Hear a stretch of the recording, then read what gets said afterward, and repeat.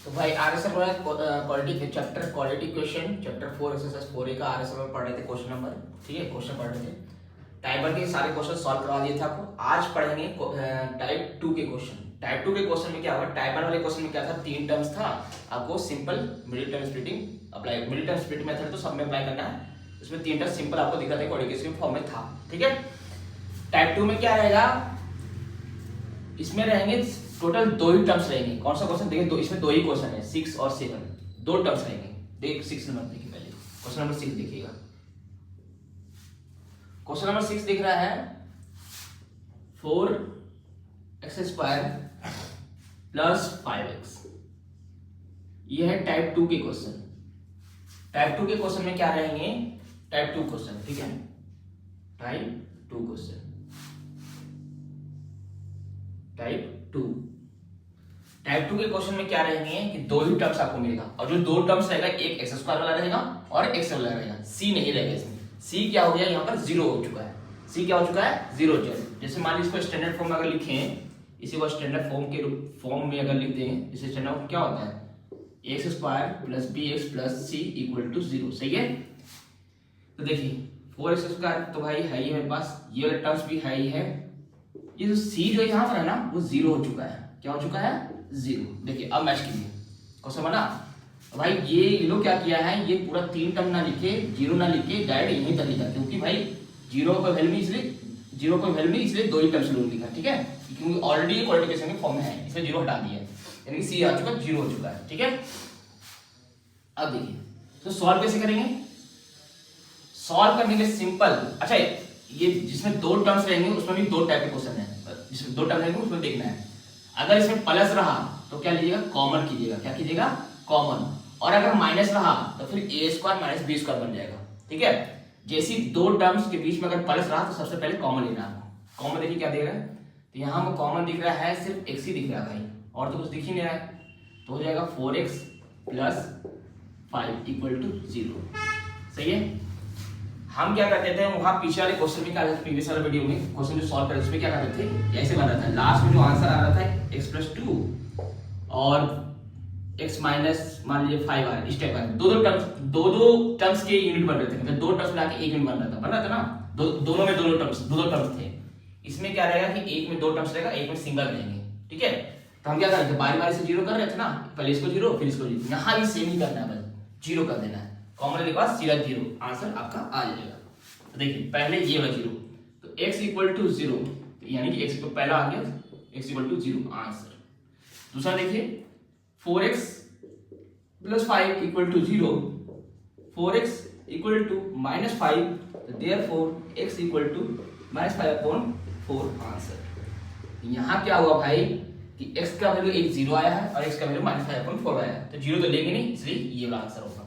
ठीक है, मतलब दोनों आंसर है, लेकिन अब 0 तो रखिएगा नहीं, तो 0 ले लेगा पूरा, तो ये माइनस 5/4 ये हो गया। ठीक है, देखिए आंसर क्वेश्चन नंबर 6 का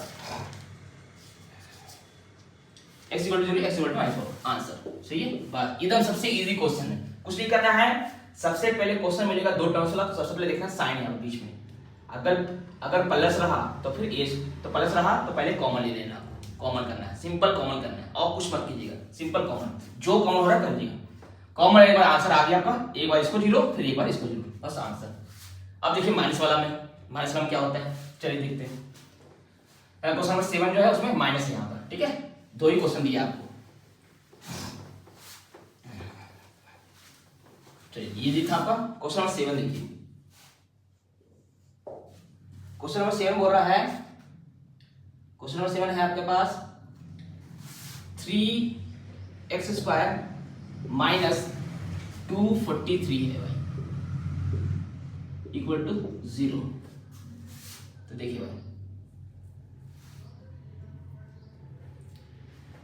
इसमें क्या होता है ना, a² माइनस b² का फॉर्मूला अप्लाई होता है। a² माइनस b² का फॉर्मूला देखिए क्या होता है, a² माइनस b² का फॉर्मूला जब अप्लाई कीजिएगा तो इसको हम ब्रेक कर सकते हैं, एक प्लस में और एक माइनस में, ये ना होता है। सही है, मतलब अगर इस फॉर्म में है तो हम इस फॉर्म में ले आ सकते हैं। अब ये कैसे डिसाइड होगा कि हम अब आप क्या कर सकते हैं, पहले देख लेना है नंबर अगर मेरा a² माइनस b² के फॉर्म में अगर है तो ठीक लेंगे, नहीं तो फिर पहले कॉमन लेंगे। जैसे देखिए यहाँ 3 का मेरा a² 3 का ए स्क्वायर माइनस बी स्क्वायर नहीं बन सकता है, रूट 3 बन सकता है, लेकिन नहीं लेना है। पहले हमको लगता है कॉमन लेना पड़ेगा, क्योंकि 243 का किसी भी स्क्वायर का नंबर नहीं होता है, मतलब कोई भी नंबर का स्क्वायर जब कीजिएगा तो 243 नहीं देगा ना, ठीक है। तो आपको कॉमन लेना है। सबसे पहले क्या करना होगा, कॉमन तो लेना ही पड़ेगा दोनों में। तो 243 क्या है, 243 है 3 कॉमन लीजिएगा, हाँ सॉरी 3 कॉमन लीजिएगा तो क्या रहेगा अंदर, देखिए एक्स स्क्वायर माइनस 243 में 3 8 जा 3 बन जाए, देखिए कॉमन ले तो ये क्वेश्चन बन गया ना, सही है ना। अब क्या कीजिए, एक्स स्क्वायर माइनस 81 को लिख दीजिए इक्वल टू, ये 3 जब जाएगा इधर क्या डिवाइड हो जाएगा तो 0 हो जाएगा, सही है, सही है। अब देखिए सिंपल, देखिए ए स्क्वायर माइनस बी स्क्वायर के फॉर्म में आ गया ना। अभी नहीं, ये तो दिख रहा है स्क्वायर के फॉर्म में, ये नहीं दिख रहा, तो इसको स्क्वायर के फॉर्म बनाना था, ये तो भाई सही है स्क्वायर के फॉर्म में। इसको हम लिख सकते हैं 9 का स्क्वायर, सही है, क्योंकि 9 का स्क्वायर 81 होता है भाई। तो भाई देखिए ए स्क्वायर माइनस बी स्क्वायर में 2 पार्ट लिख देंगे, एक प्लस में और एक बार माइनस में। आगे आंसर आ गया, सही है, ये आ गया, फटाई हो गया, बस यही तो करना था आपको, ठीक है। सबसे पहले कॉमन लेने के बाद उधर जाके मतलब 3 भाई उधर जाके 0 होगा ना भाई, नंबर है नंबर, तो नंबर के पास ही जाएगा ना, तो उधर जाके 0 हो गया। अब क्वेश्चन मिला ये बच गया, ये बच गया, ठीक है। अब क्या करेंगे, एक बार x प्लस 9 इक्वल टू 0, तो देयरफॉर x इक्वल टू क्या हो जाएगा -9, और एक बार x माइनस 9 को 0, तो देयरफॉर x इक्वल टू क्या हो जाएगा 9।